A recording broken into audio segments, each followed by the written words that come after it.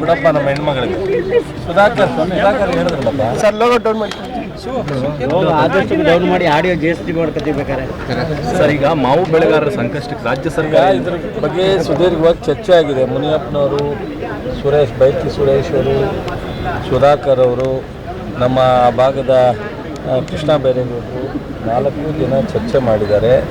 ಮತ್ತು ಅದಕ್ಕಿಂತ ಮುಂಚಿತವಾಗಿ ಶಿಕ್ಷಕರು ಗಮನಕ್ಕೆ ತಂದರು. ನಾನು ಶಿವರಾಜ್ ಸಿಂಗ್ ಚೌಹಾಣ್ ಅವ್ರ ಜೊತೆ ಮಾತನಾಡಿದೆ. ನಮ್ಮ ಅಗ್ರಿಕಲ್ಚರ್ ಮಿನಿಸ್ಟ್ರಿ, ಹಾರ್ಟಿಕಲ್ಚರ್ ಮಿನಿಸ್ಟ್ರು ಎರಡೂ ಅವ್ರಿಗೆ ಬರುತ್ತೆ ಕೇಂದ್ರದಲ್ಲಿ. ಸೊ ನಾನು ಈ ಥರ ಸಮಸ್ಯೆ ಆಗಿದೆ, CM ಇಂದ ಪತ್ರ ಬರೆದಿದ್ದೀವಿ, ಕೂಡಲೇ MSPಗೆ ಒಂದು ಸ್ವಲ್ಪ ನಿಮ್ಮ ಸಪೋರ್ಟ್ ಬೇಕಾಗುತ್ತೆ ಅಂತೇಳಿ ರಿಕ್ವೆಸ್ಟ್ ಮಾಡಿದ್ದೀನಿ ಬಿಫೋರ್ ಕ್ಯಾಬಿನೆಟ್. ಅವ್ರು ಇವತ್ತೇ ಫೈಲ್ ತರಿಸಿ ನಾನು ಏನು ಹೆಲ್ಪ್ ಮಾಡಲಿಕ್ಕೆ ಸಾಧ್ಯ ಆಗುತ್ತೆ ಡಿಸಿಷನ್ ತೊಗೋತೀನಿ ಅಂತ ಹೇಳಿದ್ದಾರೆ. ಮಾನ್ಯ ಮುಖ್ಯಮಂತ್ರಿಯವರು ಅಲ್ಲಿ ಡಿಸಿಷನ್ನ ನೋಡಿ ನಾಳೆ ಬೆಳಗ್ಗೆ ಏನು ಅಡಿಷನಲ್ ಆಗಿ ಮಾಡಲಿಕ್ಕೆ ಸಾಧ್ಯನೋ ಅದನ್ನು ಮಾಡೋಣ ಅಂತೇಳಿ ಮಾನ್ಯ ಮುಖ್ಯಮಂತ್ರಿಗಳು ಎಲ್ರಿಗೂ ಮನವರಿಕೆ ಮಾಡಿಕೊಟ್ಟಿದ್ದಾರೆ. ಈ ಭಾಗದ ಯಾರು ಮಾವು ಬೆಳೆ ಮಾಡಿದ್ದಾರೆ ಅವ್ರಿಗೇನು ನಷ್ಟ ಆಗ್ತಾಯಿದೆ, ಅವ್ರಿಗೆ ಯಾವ್ದಾರ ರೀತಿಯಲ್ಲಿ ಸರ್ಕಾರ ಸಪೋರ್ಟ್ ಮಾಡಬೇಕು ಅನ್ನೋ ಒಂದು ನಿರ್ಧಾರ ಚರ್ಚೆ ಆಗಿದೆ. ಬಹುಶಃ ನಾಳೆ ಅಥವಾ ನಾಡಿದ್ರೊಳಗಡೆ ಒಂದು ತೀರ್ಮಾನ. ಸರ್, ಮಧ್ಯಂತರ ಬೆಂಬಲ ಬೆಲೆ ಮಧ್ಯಂತರವಾಗಿ ಏನಾದರೂ ರಾಜ್ಯ ಸರ್ಕಾರದಿಂದ ಕೊಡ್ಬೋದಾಗಿತ್ತು. ಕೇಂದ್ರದಿಂದ ನಂಬ್ಕೊಂಡು ಅವ್ರು ಕೊಡ್ತಾರೋ ಇಲ್ಲ ಅನ್ನೋದು ಬೇರೆ, ಪಾಸಿಟಿವ್ ಆಗಿ ಕೊಡ್ತಾರೆ ಅನ್ನೋ ಹೋಪ್ ಇದೆ.